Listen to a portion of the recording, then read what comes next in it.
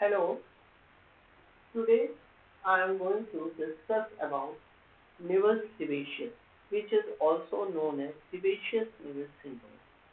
It is a congenital hamartoma, a benign skin lesion that primarily affects the scalp and face.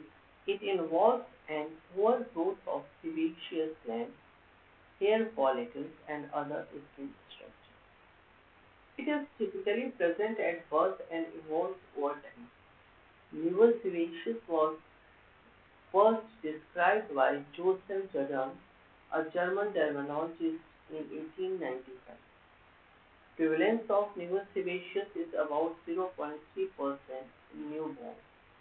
It is generally categorized into different stages and syndromic associations. First one is infantile stage, in which appears as a smooth yellow-orange hairless patches, usually oval or linear in shape. Second one is pubertal stage, which becomes thicker, varicose, wart-like, and more prominent due to hormonal influences and increased sebaceous gland activity.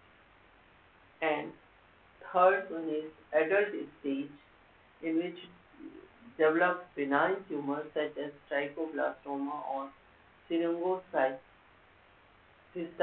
adenoma papilliferum. Syndromic forms, also known as Sekimel's pain syndrome, is a rare condition and symptoms involve neurological abnormalities like seizures, intellectual disabilities, ophthalmologic issues like coloboma, cataract, and skeletal defects like asymmetry, limb abnormalities, etc. Nevus sebaceous is caused by genetic mutations that occur during early embryonic development in the HRAS or KRAS gene, leading to abnormal skin cell development. It is primarily diagnosed through clinical examination, but in some cases, dermoscopy, histopathology, or genetic testing is required.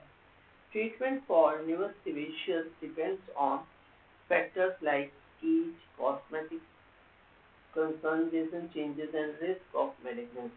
The two main options are monitoring and surgical treatment.